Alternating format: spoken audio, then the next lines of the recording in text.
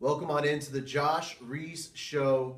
I'm your host, Josh Reese, and this video is going to be talking about the top 8 teams in the Western Conference and who I feel are going to be the teams that are going to make it to the playoffs from the West this season. It's a very preliminary look right now. We're still technically in free agency. We're definitely not in training camps yet. And there's still a couple moves out left on the board that could shake up the Western Conference. But this is a very preliminary look at what it could be, the teams that make up the West playoffs this year. But before we get into that, I would please ask you to follow my friends over at Countryside Massage. They are linked in the description below. Just click the box, click the description box, click the link in there, and follow them on Facebook and give them a like. I would appreciate that. They do really great work in Conroe, Texas. I really enjoy Countryside Massage. Really nice people. So let's just jump into it. We already know the number one team overall is going to be the Golden State Warriors. That's the benchmark that everyone is trying to get to. And it is kind of shocking that they did nothing but get better this offseason. Not only are they bringing back pretty much the entire team, they're also adding some very good depth to the team. And Nick Young and Omri Caspi, Nick Young could be, he could also self-destruct. But with the amount of talent that the Warriors have on the team, there's no amount of Nick Young ISOs and takeover that is going to hurt the Golden State Warriors. They're definitely the number one team in the entire league. Are pretty much a favorite to win the NBA Finals as it is as of this moment right now. But following behind them, I don't want to say very far behind them, but clearly the Warriors are on like level A or tier 1. The Rockets are in the tier below them, along with the Cavs and probably the Celtics at tier 2, and that is the Rockets. This season they also added Chris Paul, PJ Tucker, Luke Ma'amute. Jesus, I'm going to get his name pronounced wrong probably 30 more times. And also Tariq Black to round out the rest of their depth. But leaving the Rockets was Patrick Beverley, Sam Decker, also Lou Williams, and Montrezl Harrell. So you really traded depth and young depth for proven veterans and an all-star in Chris Paul. So Rockets definitely upgraded this offseason. They also are rumored to be in on Carmelo Anthony, which would be another upgrade for them over Ryan Anderson. So they could get closer to that Warriors level, but still not break through to that tier 1 level. They would probably be the favorites in that tier 2, but the Rockets are definitely the second best team in the Western Conference. Now, this is where I think everyone probably has different opinions and stuff like that. Is everywhere from 3 to about 10. I think everyone has different teams in there. I think everyone pretty much agrees that the Rockets and the Warriors are the two best teams in the Western Conference. But my third place team in the West is the Thunder. They were a really, really good team last year. Russell Westbrook was amazing. They also added Patrick Patterson for the loss of Taj Gibson. And on top of that, they traded Victor Oladipo for Paul George. So they've gotten remarkably better without wasting very much talent. So they're going to be a very, very, very good team. And I think they are going to be the team that overtakes the Spurs, who are my 4th place team right now. The Spurs lost some pretty good depth. And on top of that, they're getting a lot older. Manu Ginobili is maybe 60 years old. Tony Parker is coming off a serious injury. They added Rudy Gay, who's coming off an Achilles injury. So they're really, really old, and there's a lot of injury concerns on the Spurs right now. So I'm really, really I'm not very sold on the Spurs. Not only that, they've got to fall off eventually. One of these years, the Spurs are going to have a down year, and a down year for the Spurs is finishing not with a top 3 finish. So this is the year that they finish 4th, and that's going to be a down year for them.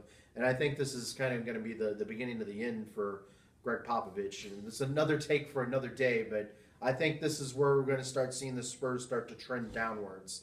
My own personal opinion, we'll see if that ends up happening. Of course, as I say this, the Spurs will probably end up finishing second in the West. I don't see that happening, but it's Greg Popovich and the Spurs. Who would doubt them? I would. Fifth place team. I have the Minnesota Timberwolves finishing fifth place in the West. They really pretty much only lost Ricky Rubio and Zach LaVine, and in turn, they picked up some really serious talent. Jeff Teague, you could argue, is probably worse than Ricky Rubio, but he's a scorer. Ricky Rubio was not. Ricky Rubio is more of a passer. Not only that, they picked up Jimmy Butler from the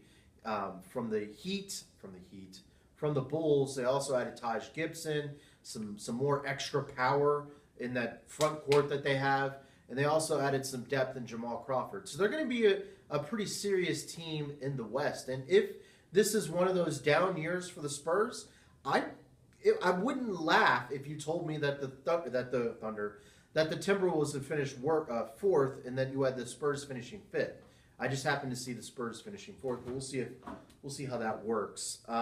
Also, sixth place, I have the Trailblazers finishing sixth. They're pretty much bringing back the exact same team that they had last year, and I think with an extra year of chemistry and fitting in Yusuf Nurkic a little bit more, I think you're looking at a pretty solid team going into this next season.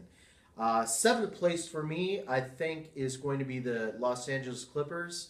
You're going to be missing Blake Griffin for a while. They're going to be working in all these new pieces. I think it's going to take a while for them to really mesh. And by the time they actually start meshing, they're going to have a little bit of a climb to get back into the playoffs. I do see them making the playoffs, but it's going to take a big run at the end. And I see them finishing on seventh and having a really hard time with the Rockets in the playoffs. And won't you love that first round series? James Harden versus Chris Paul again. Chris Paul versus his former team.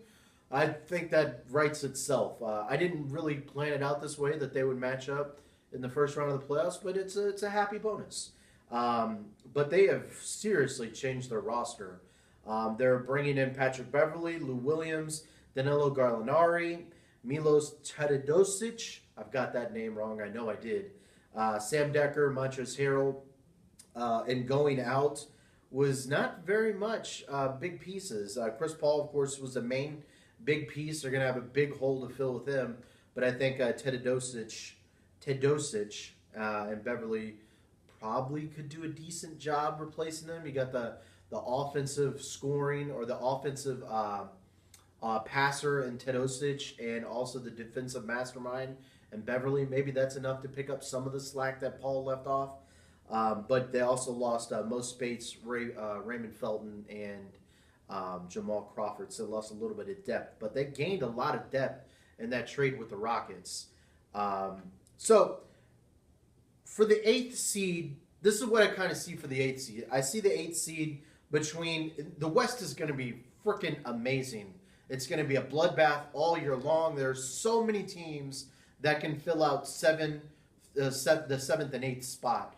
And the Jazz they've lost Gordon Hayward, but they're bringing back a pretty solid unit this upcoming season. The Nuggets added Paul Millsap. They also have a very good core going forward. And the Sacramento Kings, they added some good veteran help to go with their very young players. They could be a surprising team. But for the 8th spot, I see the New Orleans Pelicans. I really think that eventually you're going to have DeMarcus Cousins and Anthony Davis get on the same page, and it's going to be something that teams are going to have a hard time dealing with.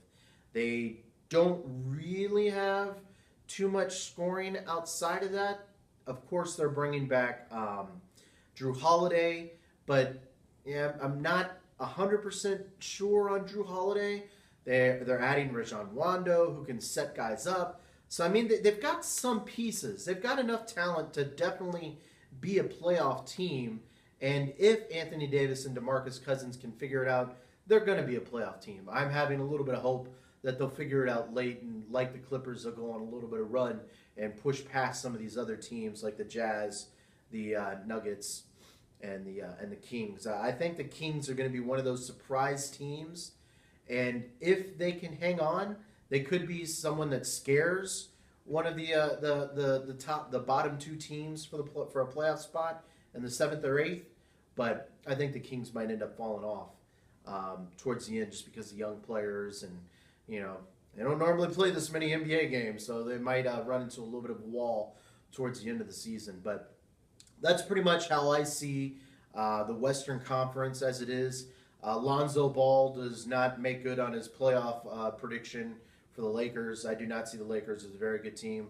The Suns, they could surprise if they get Kyrie Irving.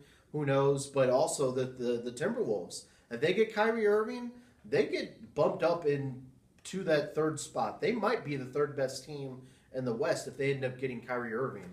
So Kyrie Irving, Carmelo Anthony, those are two great, big, massive balls that are waiting to drop onto the Western Conference and really screw up this playoff picture once again. But till then, this is pretty much how I see the West shaking out as of right now in the middle of free agency. The tail end of free agency, I guess you could say. But that's all I got, guys. I appreciate you for giving this a watch. If you enjoyed this video, please give it a like and a thumbs up. I would appreciate it. Also, share this with any other NBA fans you know out there. I'd love to hear some of their thoughts on this. And let me know who you think the final 2 playoff teams in the West are. I know there's a lot of people out there and a lot of different opinions, but I think we can all agree 1 through 6 on the playoff teams. But 7 and 8, I think, are a little bit up in the air. So let me know who you think are playoff teams 7 and 8 in the Western Conference. I'd love to hear your thoughts. Also, if this is your first time viewing my YouTube channel, please give it a subscribe. Hit the alert button because I'm always dropping some new content on you guys and gals. I did check my YouTube stats recently and did say that 21% of you ladies, 21% of my viewers are ladies. So thank you. And also, if you are on Twitter, please give me a follow on Twitter at Mr. Joshua. And lastly, please follow my friends over at Countryside Massage here in Conroe, Texas. And that's pretty much all I got. I appreciate it, and we'll catch you guys next time.